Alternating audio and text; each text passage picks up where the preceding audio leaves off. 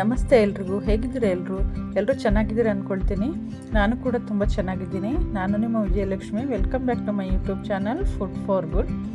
ನಾನಿವತ್ತು ಮಾಡ್ತಾ ಇರೋಂಥ ಸ್ಪೆಷಲ್ ರೆಸಿಪಿ ಏನಪ್ಪ ಅಂದರೆ ಬಾರ್ಲಿ ಗಂಜಿ ಮತ್ತು ಬಾರ್ಲಿ ಉಪ್ಪಿಟ್ಟು.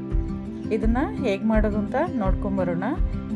ಅದಕ್ಕೂ ಮೊದಲು ನಮ್ಮ ಚಾನಲ್ನ ನೀವಿನ್ನೂ ಸಬ್ಸ್ಕ್ರೈಬ್ ಮಾಡಿಲ್ಲ ಅಂದರೆ ಈ ಕೂಡಲೇ ಸಬ್ಸ್ಕ್ರೈಬ್ ಮಾಡ್ಕೊಳ್ಳಿ. ಹಾಗೆ ಪಕ್ಕದಲ್ಲೇ ಬರೋವಂಥ ಬೆಲ್ಲೈಕನ್ನು ಕ್ಲಿಕ್ ಮಾಡ್ಕೊಳ್ಳಿ. ಇದರಿಂದ ನಾನು ಹಾಕೋ ಎಲ್ಲ ರೆಸಿಪಿಗಳದ್ದು ನೋಟಿಫಿಕೇಷನ್ ನಿಮಗೆ ಬರುತ್ತೆ.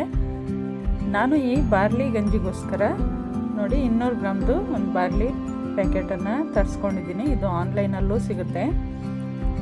ಇದರಿಂದ ನಾನೊಂದು ಗ್ಲಾಸ್ ತೊಗೊಂಡು ಅದಕ್ಕೆ ಒಂದು 3/4 ಗ್ಲಾಸ್ ಆಗೋಷ್ಟು ಬಾರ್ಲಿನ ಹಾಕ್ಕೊಳ್ತಾ ಇದ್ದೀನಿ.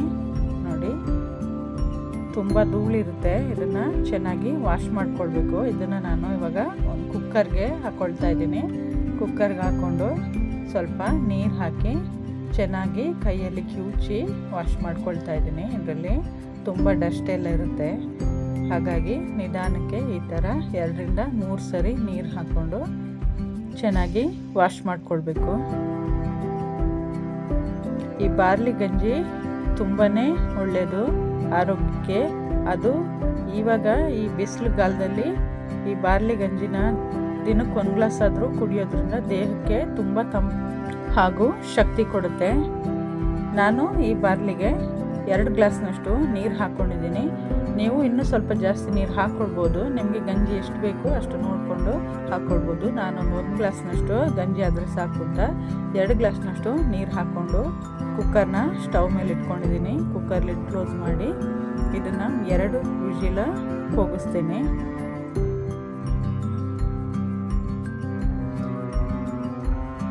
ಎರಡು ವಿಜಿಲಾಗಿ ಪ್ರೆಷರೆಲ್ಲ ಹೋದ್ಮೇಲೆ ತೆಗೆದು ನೋಡ್ತಾ ಇದ್ದೀನಿ. ನೋಡಿ, ಬಾರ್ಲಿ ಚೆನ್ನಾಗಿ ಬೆಂದಿದೆ. ಚೆನ್ನಾಗಿ ಬೆಂದು ಗಂಜಿ ಬಿಟ್ಕೊಂಡಿದೆ. ಇದನ್ನ ಇವಾಗ ನಾನು ಒಂದು ಗ್ಲಾಸ್ ತಗೊಂಡು ಅದಕ್ಕೆ ಸೋಸ್ಕೊಳ್ತೀನಿ.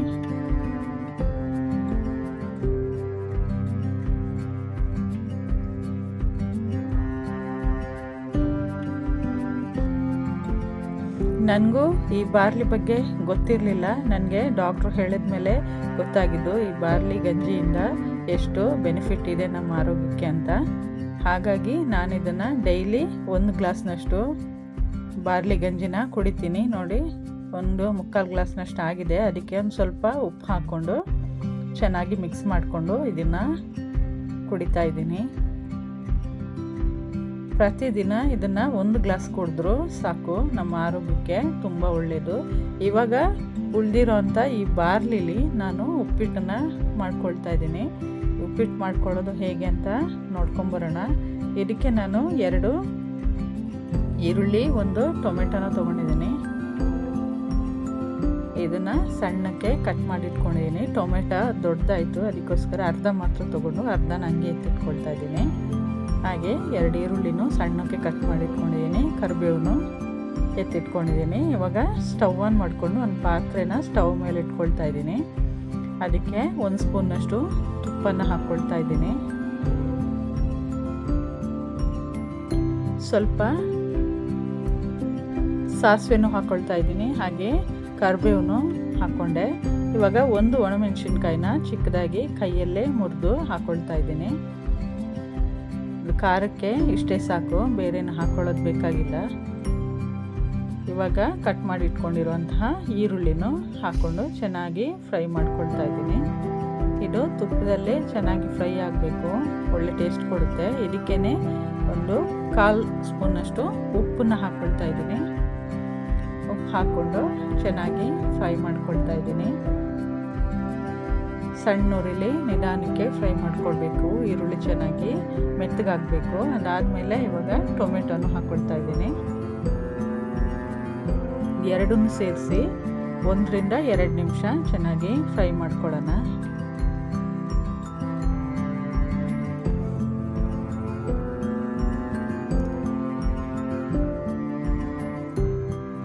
ಈ ಬೇಸಿಗೆಗಾಲದಲ್ಲಿ ಈ ಬಾರ್ಲಿ ಗಂಜಿ ಮತ್ತು ಬಾರ್ಲಿದು ಉಪ್ಪಿಟ್ಟು ಮಾಡ್ಕೊಂಡು ತಿನ್ನೋದ್ರಿಂದ ತುಂಬಾ ಚೆನ್ನಾಗಿರುತ್ತೆ. ನೀವು ಖಂಡಿತ ಇದನ್ನು ಮಾಡಿ ನೋಡಿ. ಇವಾಗ ಟೊಮೆಟೊ ಈರುಳ್ಳಿ ಎಲ್ಲ ಚೆನ್ನಾಗಿ ಬೆಂದಿದೆ. ಅದಕ್ಕೆ ನಾನು ಬೇಯಿಸಿಟ್ಕೊಂಡಿರುವಂಥ ಬಾರ್ಲಿನ ಹಾಕ್ಕೊಳ್ತಾ ಇದ್ದೀನಿ.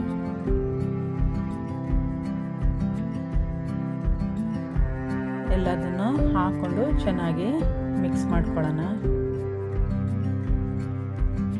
ನೀಟಾಗಿ ನಿಧಾನಕ್ಕೆ ಎಲ್ಲದನ್ನು ಹೊಂದ್ಕೊಳ್ಳೋಂಗೆ ಮಿಕ್ಸ್ ಮಾಡ್ಕೊಳ್ತಾ ಇರಬೇಕು. 1 ನಿಮಿಷ ಹಿಂಗೆ ಮುಚ್ಚಿಟ್ಟು ಬೇಯಿಸ್ತಾ ಇದ್ದೀನಿ, ಯಾಕೆಂದರೆ ಉಪ್ಪು ಖಾರ ಚೆನ್ನಾಗಿ ಹಿಡೀಲಿ ಅಂತ.